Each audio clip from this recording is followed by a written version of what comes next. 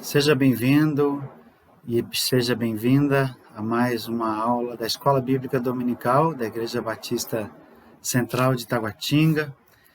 É um privilégio poder estar com vocês nesses dias, mesmo remotamente, mesmo por meio de vídeo, mas eu me sinto abençoado e muito grato pela oportunidade de poder compartilhar a palavra de Deus nesse projeto de Escola Bíblica Dominical, nesse formato de vídeo, estudando essa preciosa carta do Novo Testamento, a primeira carta de Pedro. Já estamos agora, já passamos, na verdade, não é, da metade da carta, vamos caminhando para daqui a pouco iniciarmos a última parte principal da carta, que lida especificamente com o sofrimento, mas nessa lição de hoje nós vamos finalizar o tema que vimos na aula passada, o tema da conduta social do cristão, ou seja, que comportamento, que atitudes tem o cristão que está inserido numa cultura que não é cristã, não é? No caso do Novo Testamento, naquela época era uma cultura amplamente pagã. Hoje, nos tempos pós-modernos, nós falamos em pluralismo, pluralismo de ideias, pluralismo de religiões, pluralismo de posições que refletem política, extremismos, direita, esquerda, extrema-direita, enfim. Nós temos uma sociedade marcada por uma gama imensa de comportamentos, não é? Que muitos têm denominado de tribos. Os vários grupos são chamados de tribos, porque às vezes alguns grupos fechados têm certo tipo de comportamento e por isso podem ser assim identificados. Mas, de uma maneira mais ampla, nós temos a mesma realidade que tínhamos naquela época. Naquela época, nós tínhamos os cristãos fiéis ao Senhor, a igreja do Senhor Jesus, separada do mundo, trabalhando e vivendo num cristianismo que, desde aquela época, foi contra a cultura. E hoje nós temos a mesma realidade. Inseridos numa cultura pós-moderna, pluralista, a igreja é da mesma maneira chamada. E aqui eu quero relembrar um dos textos, um dos trechos que nós vimos na aula passada, né? No verso 21, nós fomos chamados, né? Nós fomos chamados. A palavra igreja, no grego, que é a palavra eclesia, significa chamados para fora, aqueles que são tirados do seu contexto original para serem diferentes, e para agirem de forma diferente. Então, essa é a realidade dos cristãos hoje. Nós somos crentes que vivemos neste mundo, mas que não somos deste mundo.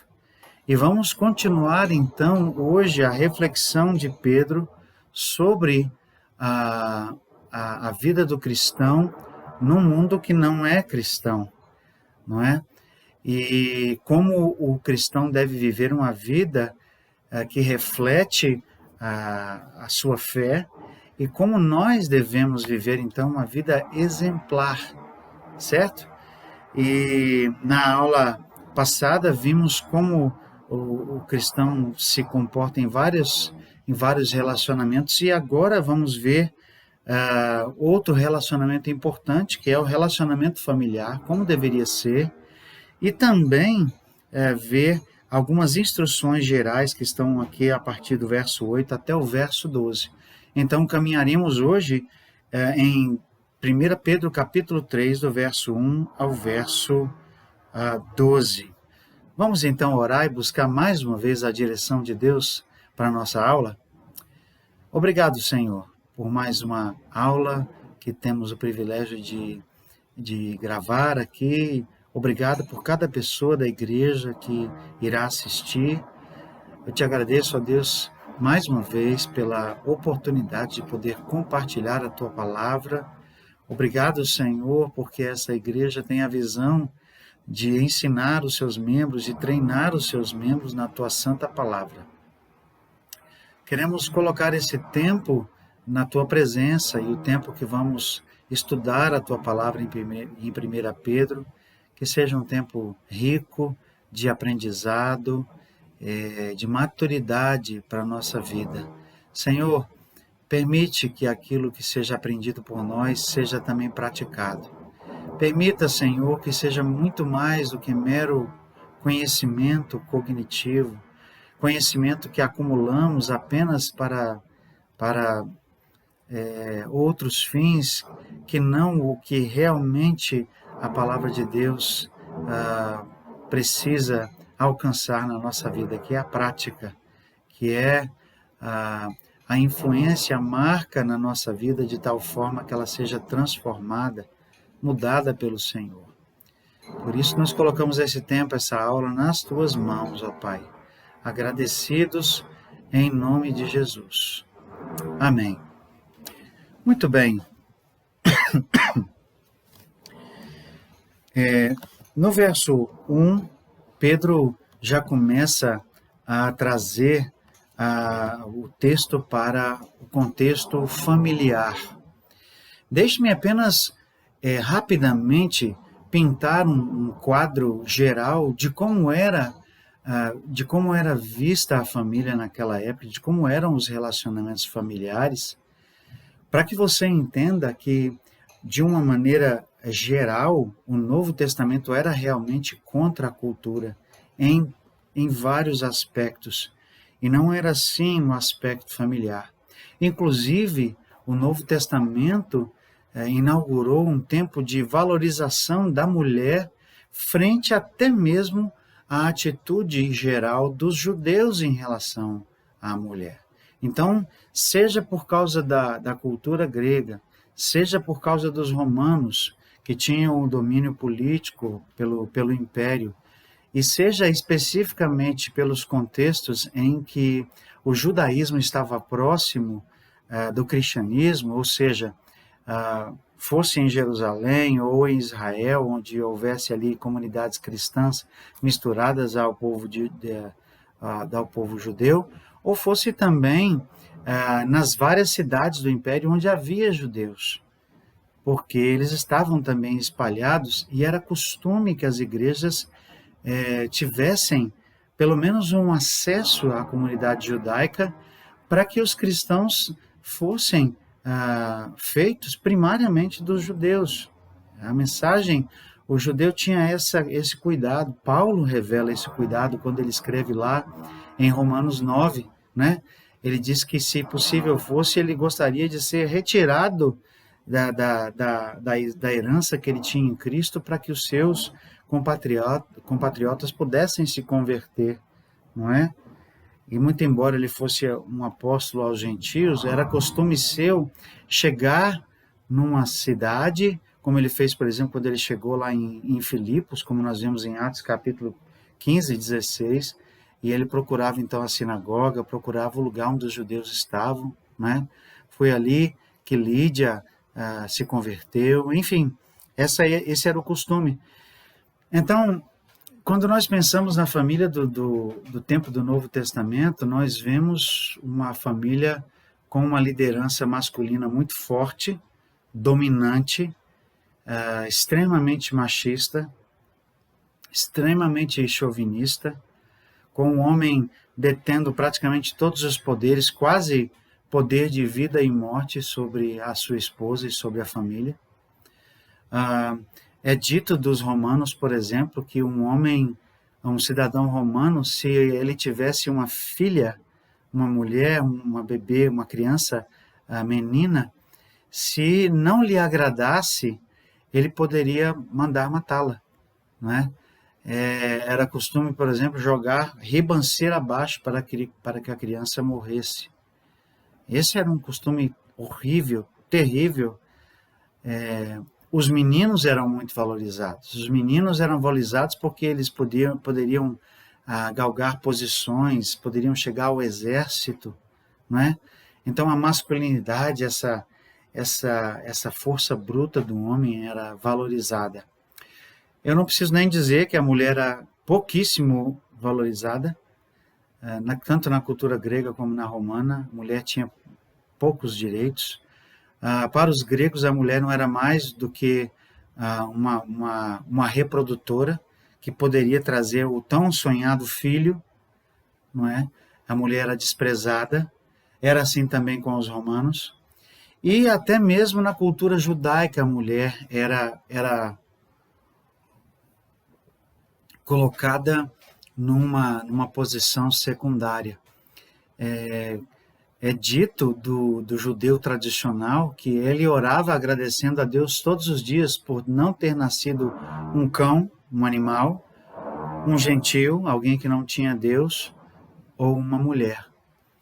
Então, por aí vocês veem como era o costume daquela época com relação às mulheres. O Novo Testamento, entretanto, trouxe uma valorização da mulher como um todo, do seu papel no seio da sociedade, no seio da família, especialmente no seio da família, né?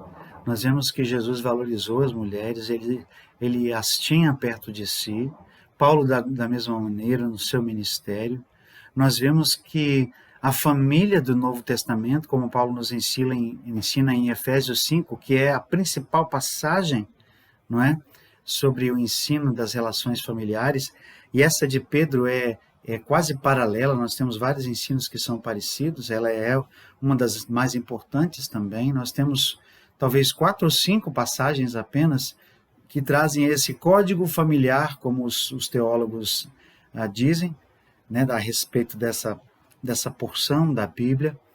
Então, as relações familiares seriam diferentes, elas eram diferentes, e o tratamento da mulher, o tratamento com os filhos, como nós vemos em Efésios, era diferente. Eles deviam ser marcados pelo amor ágape, pelo amor sacrificial. E eles eram marcados também por aquilo que Deus instituiu desde o início, aquela autoridade que o Senhor conferiu ao homem, mas não era uma autoridade de imposição, de posição, era uma autoridade que era exercida em amor e parcimônia. De igual modo, a submissão, como nós já vimos na aula passada, era uma submissão voluntária, era o reconhecimento daquela liderança dentro da família, mas de um modo que ainda a mulher tivesse voz e tivesse vez. Pois o marido, como nos diz Paulo, deveria amá-la e cuidar dela como cuidava de si mesmo. Então, a mesma afeição e o mesmo cuidado que ele tinha com o próprio corpo devia ser aquele zelo que ele tinha que ter, alimentar pela esposa. Esse, então, é o pano de fundo das relações familiares da época do primeiro século, e contrário a todos a essas práticas, vem, então, o ensino do Novo Testamento, valorizando o papel da mulher, valorizando o núcleo familiar, colocando sobre o marido a responsabilidade como provedor, mas também como sacerdote. Não é? Nós veremos isso aqui retratado nesses versículos em 1 Pedro. Vamos para o texto, então. Capítulo 3, verso 1 diz assim: mulheres, sede vós igualmente. A palavra igualmente aqui é a palavra que liga o contexto geral do que nós já vimos estudando na parte final do capítulo 2, ao que está sendo colocado aqui no capítulo 3. Igualmente, então, porque ele continua a discorrer sobre a submissão. Mas, como eu já disse, é aquela submissão reconhecendo a autoridade, não é a de imposição. Não é uma submissão que reflete uma inferioridade de quem se submete e uma superioridade de quem lidera. Ao contrário, a igualdade entre eles é algo que é estabelecido. A submissão é voluntária, reconhecendo um papel de liderança, mas uma liderança que deve ser exercida de forma sábia, não é? Com parcimônia. Então, verso 3 diz: Mulheres, sede vós igualmente submissas a vosso próprio marido, para que, se ele ainda não obedece à palavra, seja ganho sem palavra alguma, por meio do procedimento de sua esposa, ao observar o vosso honesto comportamento cheio de temor. Não seja o adorno da esposa o que é exterior, como o frisado de cabelos, adereços de ouro, aparato de vestuário. Seja, porém, o homem interior do coração, unido ao incorruptível traje de um espírito manso e tranquilo, que é de grande valor diante de Deus. De novo, nós vemos que Pedro coloca um enfoque forte no testemunho, no comportamento. É por isso que essa parte também se encaixa, de um modo geral, naquilo que estávamos vendo na aula passada sobre o comportamento, a atitude do cristão em relação ao mundo ao seu redor. O casal cristão deveria também ser exemplo às outras pessoas. Não é? O casal cristão deve ser exemplo. Se nós valorizamos o casamento como uma instituição divina, se nós cremos que o casamento foi criado pelo próprio Deus, quando lá no Éden, como nos retrata o capítulo 2 de Gênesis, Deus mesmo fez o casamento da mulher e do homem, de Adão e de Eva, e instituiu o matrimônio, não é? Ele fez essa instituição que é do próprio Deus. Se nós valorizamos dessa forma, então devemos ser exemplares. É com esse objetivo e nessa linha, então, que Pedro diz às mulheres que o seu comportamento deveria ser tal com relação ao seu marido, que mesmo que ele fosse descrente, ele poderia ser ganho pelo testemunho, sem palavra alguma. É possível que naquele contexto do primeiro século, algumas mulheres se convertessem primeiro que os maridos. Era costumeiro, e a gente vê isso nas páginas do livro de Atos, que o evangelho chegasse às mulheres primeiro, e depois então chegasse aos seus maridos. Não era um formato fixo. Nós temos exceções, nós temos lá mesmo em Filipos, nós temos o carcereiro lá da prisão onde Paulo e Silas estavam, mas as mulheres eram atraídas e em alguns casos a mulher se convertia, primeiro que o seu marido. E aqui Pedro está dizendo que pelo seu proceder, pelo seu comportamento, pelo fato de que ela era submissa, né, ela ganharia o seu marido para Cristo. A submissão não é uma forma de sujeição de algo que é inferior. Não é isso que o Novo Testamento ensina. Então a mulher aqui não precisava se inferiorizar ou mesmo se sujeitar a qualquer tipo de violência. Não é isso que a Bíblia ensina. A Bíblia rechaça completamente esse tipo de violência doméstica, que infelizmente se tem alastrado na nossa sociedade, virou algo pandêmico, algo sistêmico, e é uma vergonha. Aqui mesmo em Brasília, na nossa sociedade, a quantidade de intervenções judiciais, de intervenções da polícia por causa de brigas em ambiente doméstico, é uma triste realidade da nossa sociedade que nós tenhamos tamanha violência à mulher e haja homens que tratem como meros objetos alguém que Deus criou igualmente à sua imagem e semelhança e a criou para que ela fosse idônea. Essa palavra é uma palavra fantástica no Velho Testamento, lá no texto de Gênesis, e quer dizer que ela é absolutamente compatível, ela é igual, ela complementa o homem. É para isso que a mulher foi criada. Se você fizer uma busca no Google, eu não me lembro exatamente aonde está, mas tem um país onde há uma estátua que gira o tempo todo. E essa estátua, em dado momento, mostra um homem e uma mulher. E à medida que aquela estátua vai se movimentando, ela vai se fechando assim, e de tal modo que, em certo momento, ela está entrelaçada dessa maneira, de um modo que eles se unem para se tornar um só. E eles se complementam. Na estátua, os espaços de uma se encaixam com o espaço da outra para que formem uma apenas. Essa é uma figura muito interessante que retrata aquilo que a Bíblia diz. Como Cristo nos diz lá em Mateus, foi a mesma coisa que Adão disse para Eva: esta é carne da minha carne, osso dos meus ossos, ela é minha companheira, ela é minha igual. Foi isso que Eva ouviu de Adão, naquilo que eu considero como a primeira declaração de amor. Então aqui Pedro sugere que o comportamento da mulher cristã poderia ganhar o seu marido, sem palavra alguma, para o evangelho. Ele diz que a mulher não deveria se preocupar tanto com o adorno externo. Eu sei que as mulheres gostam muito de se enfeitar, e eu tiro pela minha esposa, né, que gosta e faz muito bem, não é?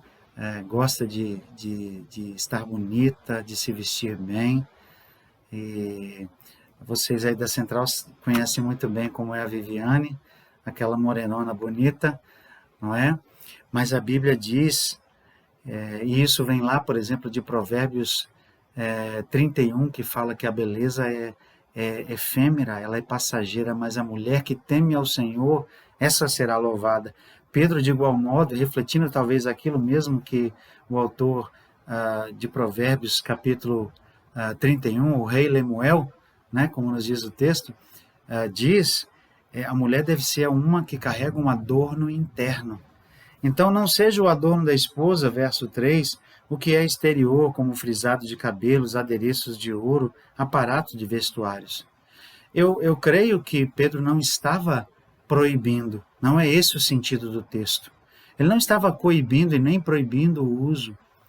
Ele só estava dizendo à mulher que ela deveria dar mais importância para as características pessoais, intrínsecas, ou seja, internas, não é? Mais do que ela valorizava ou poderia valorizar os aspectos exteriores. Eu creio que não há uma incongruência aqui, de modo que o texto está dizendo que a mulher não pode se embelezar, não pode se ataviar, não pode usar uma roupa bonita, não pode usar uma joia, não é isso. Mas essa não deveria ser a prioridade. Esse é o foco do texto. Seja, porém, o verso 4 nos diz, o homem interior do coração, não é? O homem aqui usado na maneira geral, né? A mulher interior do coração, unido ao incorruptível trajo de um espírito manso e tranquilo, que é de grande valor diante de Deus. Deus conhece o coração. Deus não se importa com a nossa aparência. Deus nos ama de cabelo mal arrumado, de pele sem maquiagem, não é? Deus nos ama porque Ele conhece o nosso interior, o nosso ser. E Ele quer que a nossa transformação, como nos diz Paulo em Romanos capítulo 12, seja algo que vá do interior para o exterior. Ele quer que o nosso caráter seja mudado. Ele quer que a nossa atitude seja diferente. Ele quer que as mulheres, aqui no caso especificamente, reflitam, então, um espírito manso e tranquilo, que é o que Deus valoriza. E aí Pedro dá um exemplo que nós precisamos olhar com bastante cuidado aqui, porque senão depois que as mulheres assistirem essa aula, elas vão me achar em algum lugar e vão puxar minha orelha, tá bom? Eu preciso entender o contexto aqui do que Pedro está dizendo. Verso 5, Pedro usa uma ilustração trazendo Sara, a mulher de Abraão, como exemplo. Então, leamos o texto para entendermos corretamente. Pois assim foi também que a si mesmas se ataviaram outrora santas mulheres que esperavam em Deus, estando submissas a seu próprio marido, como fazia Sara, que obedeceu a Abraão, chamando-lhe Senhor, da qual vós vos tornastes filhas, praticando o bem e não temendo perturbação alguma. Pedro usa uma ilustração geral, né? Assim também que a si mesmo se ataviaram outrora as santas mulheres que esperavam em Deus, estando submissas a seus próprios maridos, tá certo? E aí ele usa como fazia Sara, que obedeceu a Abraão, chamando-lhe Senhor. Costumeiramente, naquela cultura do Velho Testamento, não é? Essa era uma prática da mulher. Isso não quer dizer que a mulher era humilhada e que ela era obrigada a chamar o marido de Senhor, como se ele tivesse poder e autoridade de vida e morte sobre ela, tá certo? A expressão aqui denota apenas o respeito que Sara tinha para com Abraão. Era um respeito que até hoje é devido da mulher em relação ao homem e também do homem em relação à mulher. Paulo fala disso lá no final de Efésios, capítulo 5. A mulher respeite seu próprio marido e o marido ame a sua própria mulher. Então, é preciso entender claramente o que o texto está dizendo e o que ele não está dizendo. O fato de Sara chamar Abraão de Senhor não quer dizer que ela estava numa posição de subserviência. Nós já vimos que este não é o caso. Então, Sara aqui é colocada como exemplo de alguém que, em respeito ao seu marido, lhe chamava assim. Tá certo? Hoje, certamente, nós não veremos, não é, as nossas esposas nos chamando de Senhor por aí. Não é uma coisa que a nossa cultura prevê, não é? Nem mesmo dentro da igreja. Mas, sem dúvida, é primordial que haja respeito mútuo, que haja respeito da mulher em relação ao homem e também em relação ao homem e com relação ao homem na atitude à sua mulher. Respeito mútuo, certo? Respeito mútuo. Verso 7 endereça então agora o mandamento na casa aos maridos, tá certo? Você pode até pensar assim, esposa, poxa, que injustiça, Pedro tem aqui seis versículos para a mulher e apenas um para os homens. Bom, lá com Paulo é o contrário. Paulo tem em Efésios 5 uma pequena porção para as mulheres e tem quase 2 vezes mais para os maridos. Então aqui, elas por elas, tudo ficou igual, tá bom? Mas o que Pedro fala aqui é importante e tem um peso enorme. Vejam aí, maridos, o que Pedro nos diz. Vós, igualmente, maridos, vivei a vida comum do lar com discernimento. Essa palavra no original quer dizer com entendimento, com sabedoria. Por quê? Porque não era algo comum naquela época. Os maridos eram machões, os maridos maltratavam suas esposas, maltratavam seus filhos. Eles se impunham e a sua liderança era sem misericórdia, sem amor. Não havia demonstração de amor. Aqui, o marido tem que viver a vida comum do lar. Ele tem que estar presente. Ele tem que estar ali no dia a dia, no cotidiano, com discernimento, com compreensão, com parcimônia, com entendimento. E tendo consideração para com a vossa mulher como parte mais frágil, tratai-a com dignidade.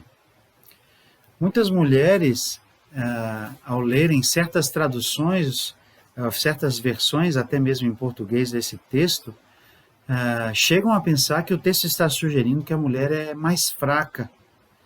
Deixa eu dizer para você, isso é uma afirmação perniciosa com tendência feminista. Muitas mulheres que rejeitam o conceito de submissão, como está colocado na Bíblia, e inflamadas por essa nossa sociedade que é muito marcada pelo feminismo, tem a tendência de entender que Pedro está dizendo que a mulher é mais fraca. De maneira alguma. Em termos de força física, às vezes a mulher é muito mais forte. Certamente ela suporta muito mais coisas, não é? Olha as dores pelas quais a mulher passa no parto, não são fáceis de aguentar. Sem dúvida que não. E não é esse o sentido do texto. Pedro não está falando da força física e tampouco está falando em termos de qualidade, que a mulher é inferior, mais fraca. Não é? O chamado sexo frágil não se aplica a isso e não é o que o texto quer dizer. Aqui, o que Pedro está dizendo é que a mulher tem uma complexidade frágil. O que Pedro está sugerindo é que a mulher é como uma rosa, não é? Que deve ser cuidada, que deve ser tratada como alguém que tem uma complexidade mais frágil. Ora, veja, o homem foi criado para o trabalho braçal, para suar a camisa e a cabeça para trabalhar, não é? O homem quase sempre tem uma força física maior, não é? E não é a isso que Pedro está se referindo aqui. Ele está se referindo à delicadeza da mulher. Não a sua fragilidade como vaso mais fraco, mas a sua delicadeza. O fato de que a mulher, a complexidade da mulher, o corpo da mulher, a forma como ela foi criada para ser, é diferente da do homem. E ela é, portanto, um ser mais frágil, não é? Ela é mais sensível, não é? E deve ser tratada com consideração. Veja o que o texto diz: consideração, com respeito. O Novo Testamento está aqui dizendo que você, marido, não deve maltratar sua esposa. O Novo Testamento está dizendo que você não pode humilhá-la com palavras, com um comportamento machista, degradando-a, humilhando-a, rebaixando-a. Você deve tratá-la com consideração. Como eu disse para vocês, e aqui é preciso lembrar isso, esse conceito da submissão é tão mal compreendido. Ele precisa ser compreendido de forma correta, para que não haja uma espécie de comportamento muito parecido com o que há no mundo, à guisa de estar seguindo o que a Bíblia diz. Né? Submissão não é subserviência. As mulheres não são nossas escravas, as mulheres não são nossas servas no sentido de obedecerem tudo o que a gente fala. Não é isso que o texto ensina, jamais ensinou, nem aqui, nem em qualquer outro texto que fale especificamente da vida familiar. Tratai-a com dignidade, porque sois juntamente. E aqui Pedro traz a mesma ideia que Paulo traz em Efésios 5, coloca-os juntos, eles caminham juntos, a vida é comum, é parceria. Então, juntamente herdeiros da mesma graça de vida, para que não se interrompam as vossas orações. Eu preguei certa vez, aliás, fiz um estudo certa vez sobre esse texto, não é? E existe sim a possibilidade de da nossa relação familiar interromper as nossas orações, para que elas não sejam ouvidas. Essa é a conotação do texto. Para que não se interrompam as vossas orações. No português bem mais popular, para que não aconteça de a oração não passar do teto. Pedro estava cobrando uma responsabilidade do marido em relação à sua esposa, de um tal modo, cuidando dela de tal modo, que se não fosse assim, ele sequer teria as suas orações atendidas. É um texto que realmente coloca sobre nós, maridos, um peso muito grande. Paulo já disse que nós somos os sacerdotes do lar, nós somos a cabeça da família, do lar, não é? Assim como Cristo é o cabeça da igreja, é uma extensão, então, do domínio e da autoridade de Cristo sobre a igreja, mas é preciso que façamos isso com cuidado e com consideração, pensando que somos herdeiros da mesma graça de vida. Somos iguais, meus irmãos. Deus em Cristo restaurou aquilo que Ele criou desde o início. Homem e mulher foram criados igualmente, à imagem e semelhança de Deus. Nós, homens e mulheres, carregamos a marca indelével do nosso Criador em nós. Fomos feitos, como nos diz o salmista no Salmo 39, de modo terrível e maravilhoso, à imagem e semelhança do Criador. Para ambos refletirmos a sua glória, marido e mulher, inclusive no contexto e no seio da família, para que sejamos exemplo, Então eu quero perguntar para nós, para mim e para você, nosso casamento é exemplar? Temos maridos vividos de forma concorde com a nossa esposa, tratando-a como ela merece ser tratada? Temos orado, temos vivido uma vida digna? Esposas, tem havido respeito, tem havido aquela submissão voluntária à liderança do esposo? Isso é importante no contexto da família cristã. Por fim, no verso 8, Pedro vai agora tirar aquela lente de aumento, como se fosse uma lupa, olhando nos relacionamentos mais detalhadamente, vai agora ampliar um pouco para dar alguns princípios gerais, ainda falando da nossa vida em sociedade, vivendo numa sociedade corrupta e não cristã. Verso 8 diz assim: finalmente, sede todos de igual ânimo, compadecidos, fraternalmente amigos, misericordiosos, humildes, não pagando mal por mal ou injúria por injúria, antes, pelo contrário, bendizendo, pois para isso mesmo fostes chamados, a fim de receberdes bênção por herança. De novo, Pedro traz aqui a conotação do sermos chamados. Esse é o nosso chamado, é a nossa vocação. Para isso fomos escolhidos, para sermos exemplares, para sermos exemplo para o mundo. Para isso Deus nos chamou para fora do mundo, na eclesia, na igreja, não é? Sendo fraternalmente amigos, a palavra aqui é aquela palavra filéu, do amor filéu, o amor de fraternidade, não é? Misericordiosos, humildes, não pagando mal por mal ou injúria por injúria, diferente do que ela era no mundo. No mundo era a lei do toma lá da cá, do bateu levou. O cristão era para ser diferente. Ele não devia pagar o mal com o mal. Como nas palavras de Paulo, vence o mal com o bem. Essa era a atitude do cristão. Bem dizendo, pois para isso mesmo fostes chamados, a fim de receberdes bênção por herança. Talvez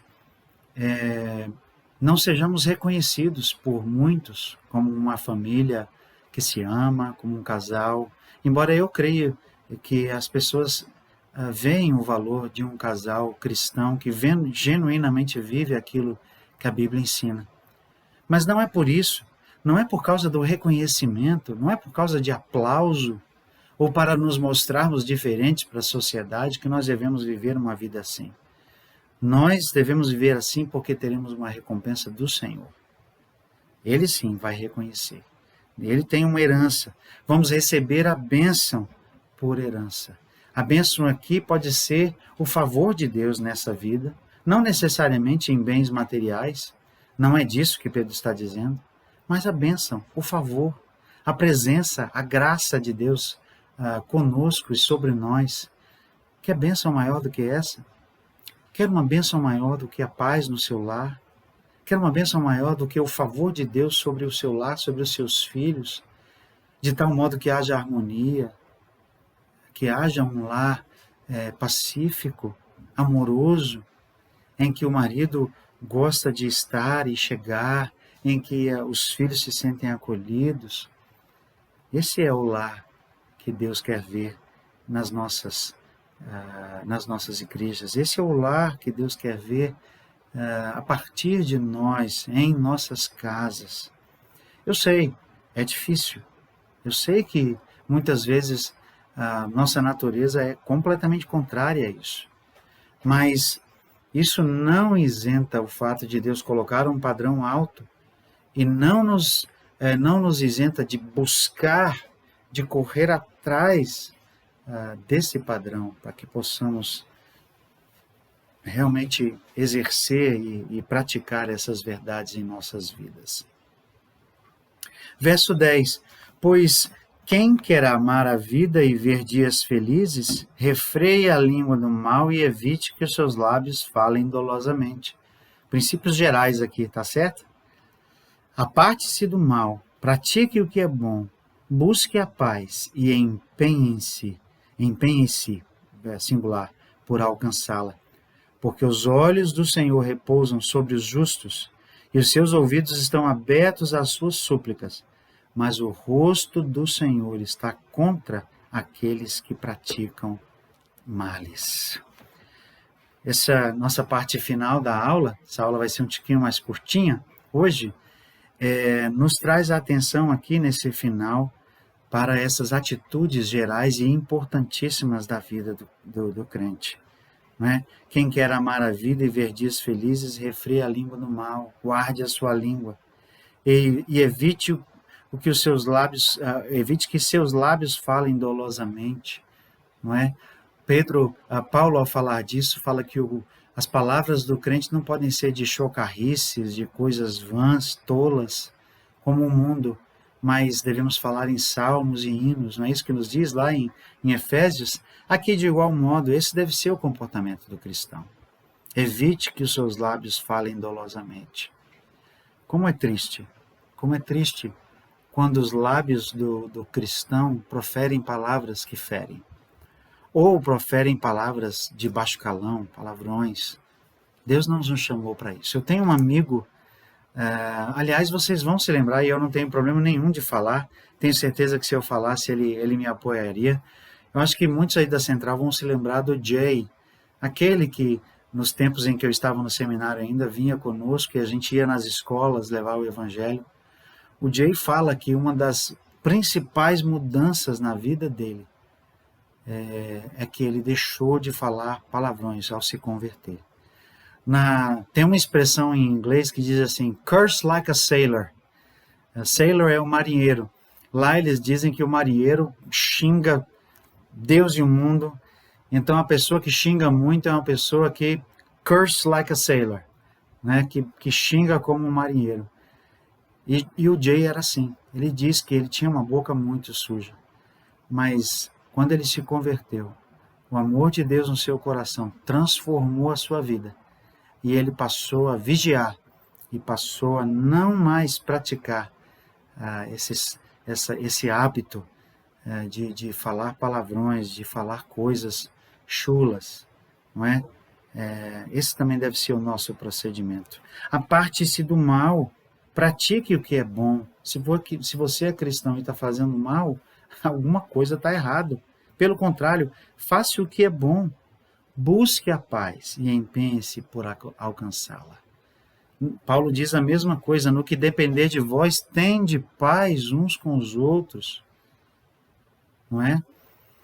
Nós temos aqui nessa consistência de ensino entre os autores do Novo Testamento a formulação daquilo, o estabelecimento daquilo que é a verdade para o cristão. O cristão deve ser assim. Todos os autores do Novo Testamento apontam para esse mesmo caminho, que vem do próprio Jesus. Jesus era assim. Jesus tinha esse comportamento. Jesus foi exemplar. E ele, como nosso mestre, deve ser imitado dessa maneira. Por fim, o verso 12, porque os olhos do Senhor repousam sobre os justos, e os seus ouvidos estão abertos às suas súplicas, mas o rosto do Senhor está contra aqueles que praticam males. Não se esqueçam, Pedro está falando primariamente a crentes. Ele não está aqui agora falando que os que praticam males são os não crentes e os justos aqui somos todos nós. Se nós, sendo salvos, praticamos o mal, receberemos, e nós veremos isso na próxima aula, nós receberemos a justa paga por agir de forma incorreta, de forma errada, certo? Então, justamente por causa do temor ao Senhor, cujos olhos repousam sobre os justos, né? E cujos ouvidos estão atentos às súplicas, né? Nós devemos praticar o bem, devemos ser bondosos, devemos praticar essas coisas, para que nossas orações sejam ouvidas, para que Deus ouça a nossa súplica. Meu irmão, é o segredo aqui. Você quer que Deus ouça as suas orações? Então obedeça a sua palavra. É simples. Mas o rosto do Senhor está contra aqueles que praticam males. Que Deus te abençoe. Foi uma bênção estar com você mais uma vez aqui. Nós vamos terminando um pouquinho mais cedo hoje, com um pouquinho menos de aula, mas eu quero sugerir a você que ao concluir essa aula e ao desligar ou ao parar o seu vídeo, você gaste um tempo com o Senhor em reflexão na sua própria vida. Você adolescente, você jovem, você marido, você esposa, você crente, que tem nessa passagem, que tem na palavra de Deus um mandado, não é recomendação, é um mandado do Senhor para ser diferente. Deus quer que sejamos diferentes. Então, gaste um tempo em reflexão, buscando de Deus uma avaliação da sua própria vida. O salmista diz isso para Davi, lá no Salmo 19, diz: sejam as minhas meditações agradáveis ao Senhor. Ele se preocupava com aquilo que estava no seu próprio ser interior. Lá no Salmo 139, no final, na conclusão, mesmo Davi diz: Senhor, sonda-me, conhece-me os meus maus caminhos e guia-me por caminhos de justiça. Se você pedir a Deus que sonde o seu coração, se você clamar a Deus para que as palavras da sua boca, como diz aquele corinho que reflete o Salmo 19, né? Que as palavras da minha boca, que a meditação do meu coração sejam todas agradáveis a Ti. Se nós pedirmos isso a Deus, Ele certamente fará. Então, ore ao Senhor, gaste um tempo pedindo a Deus que avalie a sua vida e faça um compromisso com Deus de refletir esse caráter que Deus espera de você no contexto em que você está. Se você é filho, na relação familiar com seus pais; se você é marido, na relação familiar com filhos e esposa; se você é esposa, na relação familiar com seu esposo e com seus filhos. E, de um modo geral, na nossa relação com o nosso meio, para que sejamos cristãos autênticos e verdadeiros, e nosso caráter cristão transpareça por meio de ações, de atitudes, para a glória de Deus. Que seja assim na sua vida, na minha vida, hoje e sempre. Que Deus te abençoe e até a próxima aula. Um grande abraço.